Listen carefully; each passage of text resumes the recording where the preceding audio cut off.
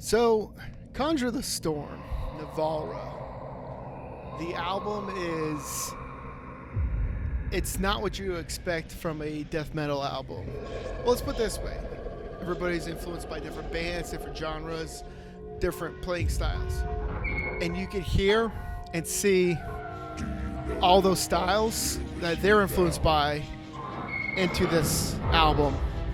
Now, what's really cool about Conjure the Storm is that, like I said earlier, it's very different than how you would picture a death metal album.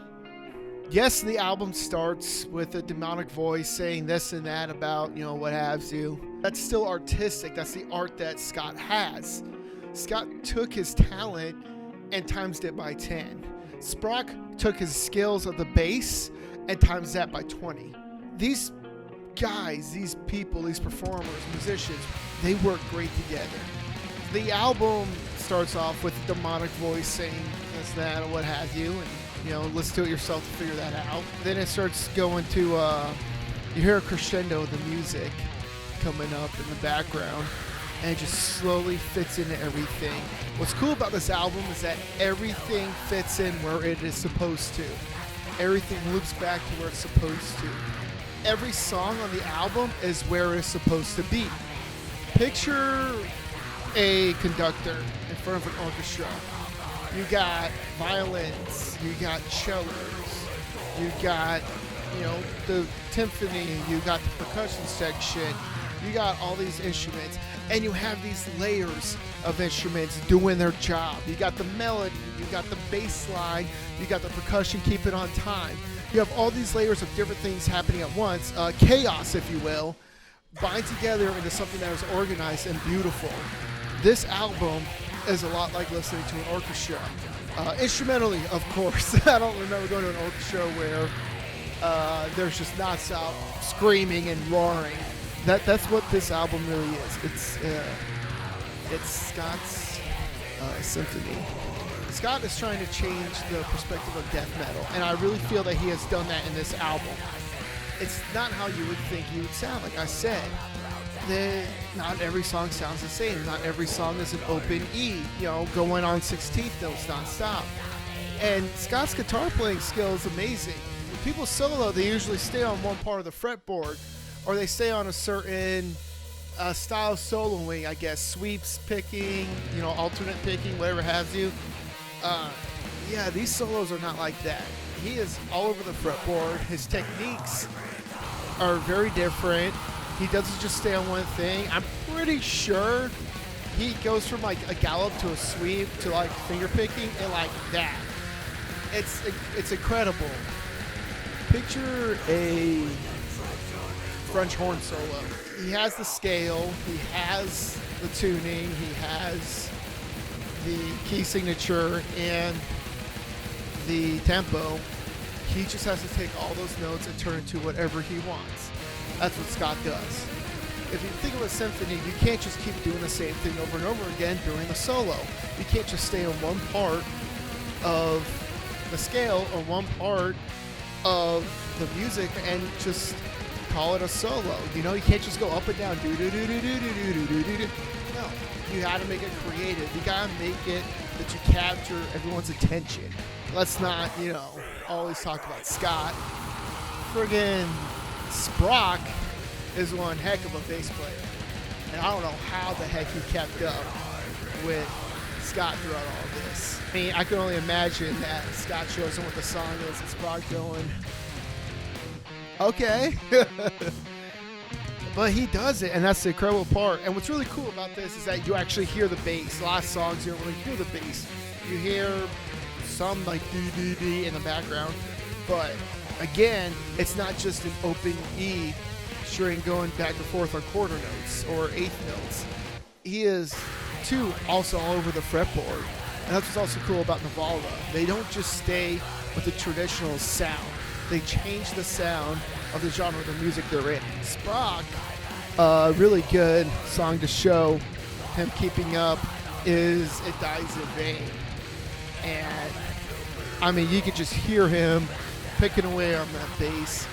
It's a 5-string, I believe, BC Rich, and he's just keeping up with Scott the whole time, keeping up with the drummer the whole time. You know, God bless that hi-hat on that drum set, man. Talk about just nonstop on that hi-hat, man. I don't know how they didn't go through more than, one of those. So I'm not going to talk about a specific song. I'm not going to talk about every song in this album.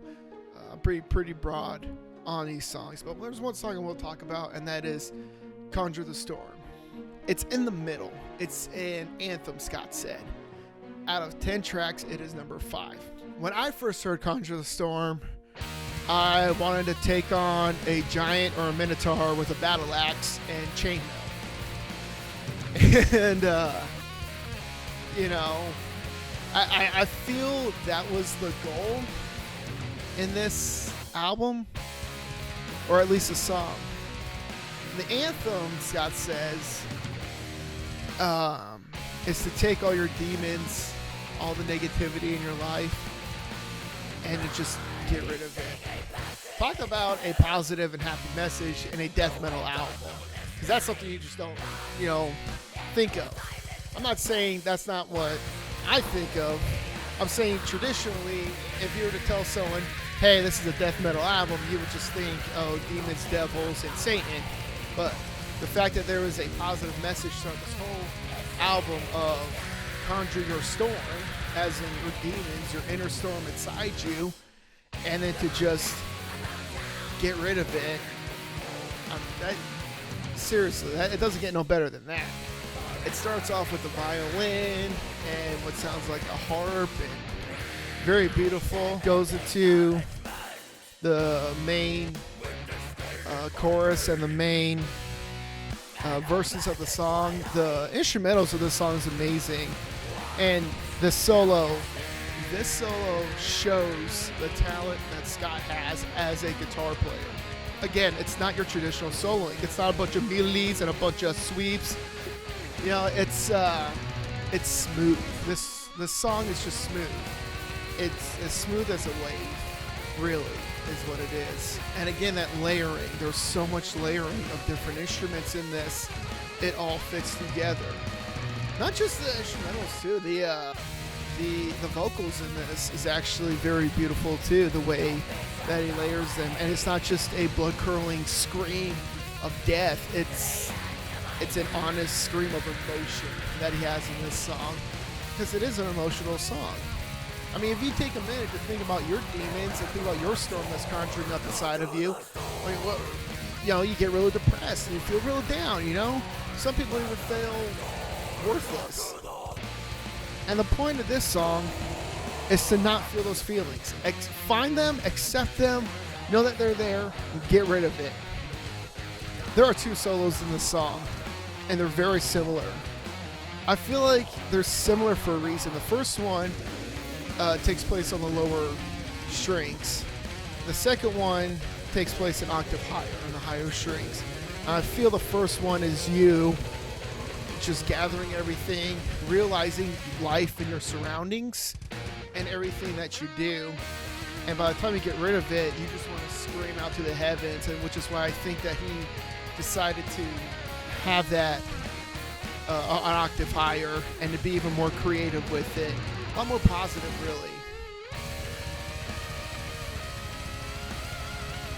The Conjure the Storm album, I've shown a lot of people, and the greatest thing about this album and about the Conjure the Storm song itself is that these people that I've shown don't like the screaming, don't like the shouting, don't like metal or rock and roll in general, actually, but they love this song and they love different songs in the album because of the creativeness and the instrumentals behind it all. The creativeness of Scott Eames, the creativeness of Sprock, them both getting together and saying, let's just not do a traditional death metal album. Let's not do a traditional death metal song.